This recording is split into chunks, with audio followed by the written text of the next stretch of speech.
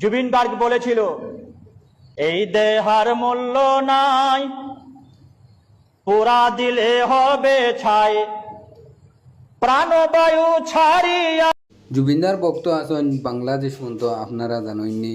আজ বাংলাদেশের হুজুরে একটা ভিডিও বহুত ট্রেন্ডিং চলের, আপনারা দেখিরা ভাইরাল চলের।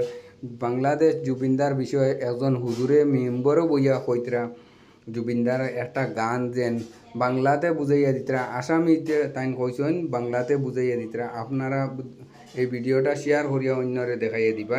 সদর ভাই এলাই আছে এলাই নাই, মানে আসামি ভাষায় বলছে, পিতা মাতা সদর ভাই এলাই আছে এলাই নাই, সবাই তো ছাড়িয়া যাবে, আমারও যাইতে হবে সময় আসিলে। কয়েকদিন আগে আসামের একজন বড় সুপারস্টার মারা গেছে, তার নামটা আপনারা সবাই জানেন, জুবিন গার্গ। সে আগে যা গানের মাধ্যমে বিশ্ববাসীকে উপহার দিয়েছিল, মারা যাওয়ার দিন মনে হয় সেটা অক্ষরে অক্ষরে পালন হয়েছে।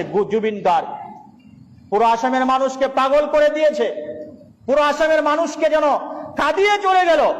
এত জনপ্রিয় থাকতে পারে একটা মানুষের আমি ভাবতে পারিনি। জুবিন গার্গ যেদিন মারা গেলেন, তার লাশটা যখন প্লেনে করে গুয়াহাটিতে নিয়ে আসা হলো, অর্ধেকটা বডি প্লেনের ভিতরে আছে, অর্ধেকটা বাইরে বের হয়েছে। তার আগেই যেন একদম পুরো এয়ারপোর্টের যত কর্মচারী, যত কেবিন ক্রু থেকে শুরু করে সবাই যেন কাঁদতে কাঁদতে, পুলিশ প্রশাসন সবাই যেন কাঁদতে কাঁদতে জুবিন গার্গের দেহটার উপরে চলে গেল। কেউ হাত বুলিয়ে দিচ্ছে, কেউ চুমো খাচ্ছে, কেউ কাঁদছে, কেউ অশ্রু সিক্ত হয়ে তার দেহটাকে যেন বিদায় দিল।